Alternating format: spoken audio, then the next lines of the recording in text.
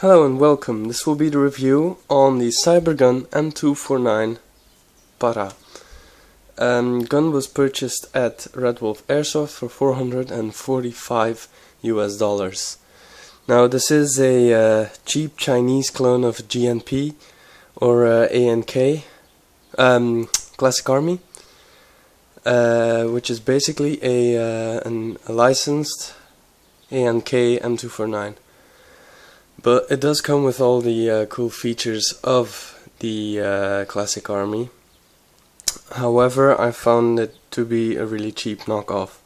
It fires very good. It has a pretty good accuracy actually. Rate of fire is perfect. I had no problems with the gearbox yet. So none of that, but it's the details and the end product that kind of could have been better. I'll go over those when I pass them, and going from back of the rifle to the front weapon. So on the back here you have the flip up shoulder rest butt plate, which is not rubber, it's just plastic, so I really recommend using this flip up shoulder rest because it makes it a lot easier. Otherwise it's just gonna slip off your shoulder.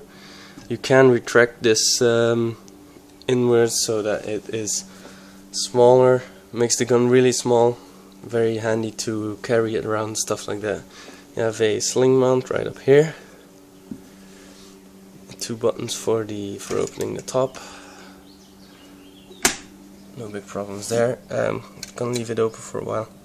You have the knob here. If you can undo that, the entire stock will flip down and you can access the back of the gearbox so that you can use this little latch here. If you push in on the back of the gearbox, the back of the spring guide, you can push this towards the back and the entire thing, spring guide and spring, will come out, allowing you to quickly change springs. We got the nice polymer pistol grip on here with above that the safety.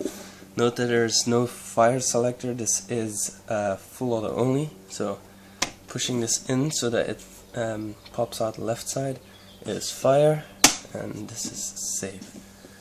We got a licensed by FN Herstal trademark there. The trigger, there's no battery in there right now. The trigger is actually a switch rather than two contacts making contact. If you don't know if you're going to hear it, but listen very carefully. So that's actually a pretty nice feature. The entire gun is actually pretty easy to work on.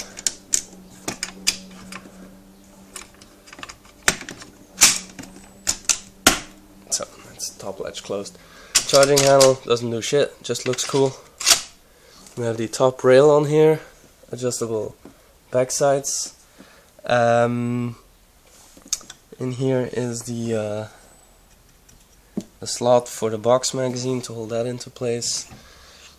The front guard and the heat shield are polymer.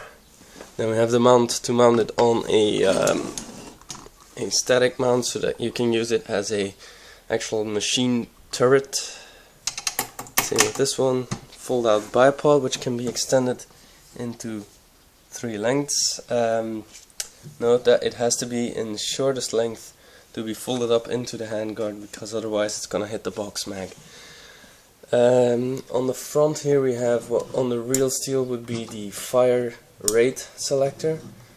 Given the fact that on the real steel one setting is going to give you 1,000 rounds per minute and the other setting is going to give you 850 rounds per minute, and they put that on there because box magazines with belts, once you use the belt fed, 1,000 rounds per minute is no problem, but when they switch over to M4 magazines, the M4 magazines can't feed it that fast, so they have to switch it back to 850. That's why they put that on here.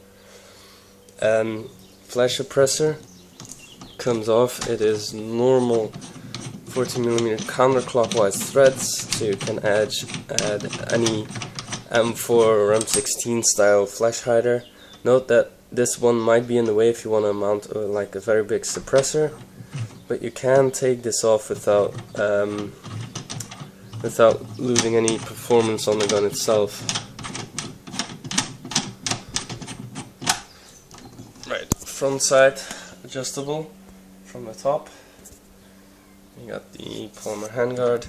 The carry handle can be mounted, can be swept to the down position, up position, right and down. So I mostly keep it on there like that, so it does not interfere with the iron sights. On the left side of the gun we find the receiver for the belt. You can actually put a fake belt in here on these two tabs and then drop it onto the box, or you can use standard M4, M16 magazines. It does come with one high cap 300 round magazine, and this allows you to choose your own box mag, and it also allows you to choose the wrong box mag like I did. The box mag I have wants to feed on the bottom of the rifle, so it's a bit awkward. It's the GMP 3000 round drum box mag for the M249, but it doesn't work with this gun, so I'll make some adjustments to that, and it'll work eventually, but not just straight out of the box. So another set of license, the FN Herstal logo with Minimi 6mm, FN, and then a serial number. In front of here we have, this is the lever for the quick detach on the barrel. I'll just show you really quick how that works, because actually the battery is stored in the front guard because there's no room in the stock, of course, and it's a bit fiddly to be taking that off and putting it back into place without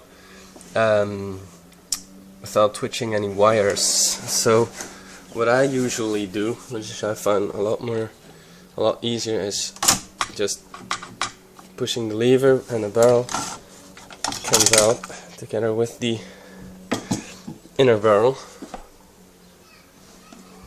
Just slide that back in, and in here you can see the wires, and there's just room enough to mount a small type battery, and you could actually get like a MOSFET chip in there as well. There is room for that, but a large type battery is never going to go in there.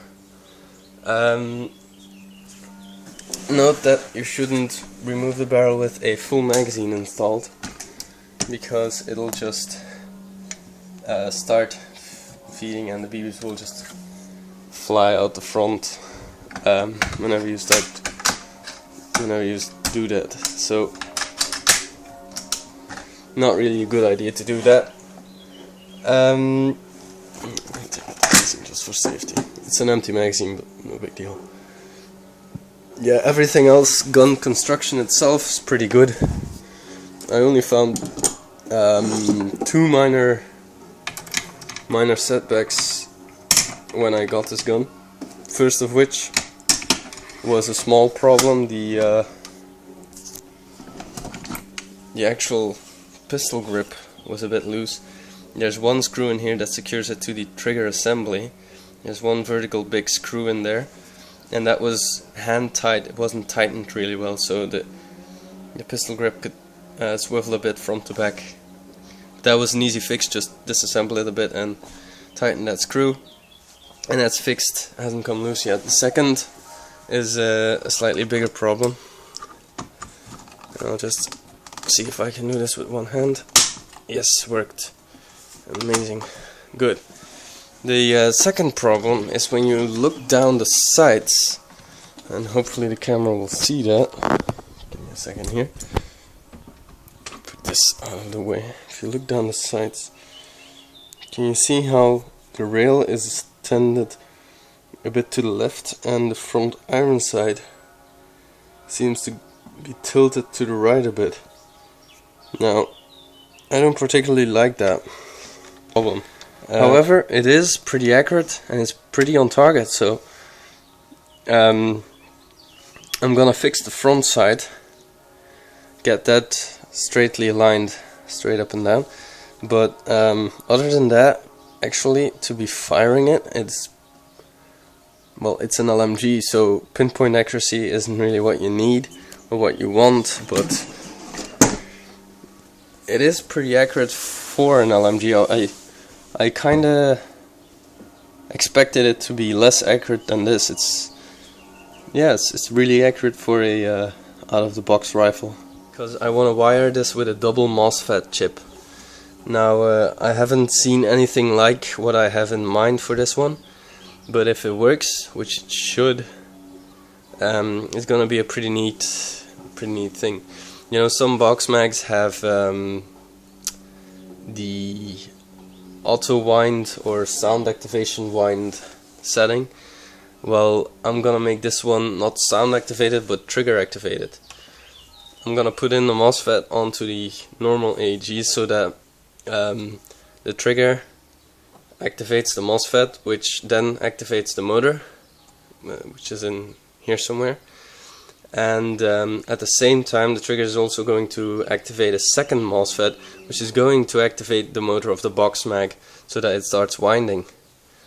And the box mag and the gun will each have their own battery, so if one runs out, doesn't mean that I have to replace both. The other one will still work. So also to not further decrease the rate of fire on the AEG, because if you have two motors running on the same battery, they're gonna run at half the power. So 2 batteries, 2 motors, 2 MOSFETs, 1 trigger contact. And it might be a bit of a challenging setup, but I feel confident in doing that. I just need time, I need the right parts. Same with the box mag. I need time and the right parts. This is how the gun looks while the stock is retracted. Just pull back, turn, push it in like that. We've got the battery that comes with the gun in there, 9.6 volt, a high cap mag filled with 0.2 gram BBs, and I'll set you up so I have a nice view on the chronograph. Right, so the chrono, doing this in negative, so you can see the actual reading on the chronograph. 354, 354, 363, 347, 347. So around 355, let's say. Now let's see for the rate of fire test. That's 11 BBs per second. You could also hear it. It's not bad actually. That's another part to upgrade this gun. If you want an extreme rate of fire, or you want to put in helical gears or whatever, that is actually going to be a very interesting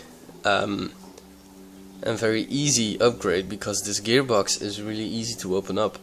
You have no fire disconnector because it's full auto only, so that makes it really easy. Plus you can get rid of the spring tension before you actually start opening up the gearbox. So actually the only part that might give you a hard time is the anti-reversal latch. But other than that, there shouldn't be any real challenges in upgrading this rifle. Right, so this completes the review on the Cybergun M249 Para. See you all later.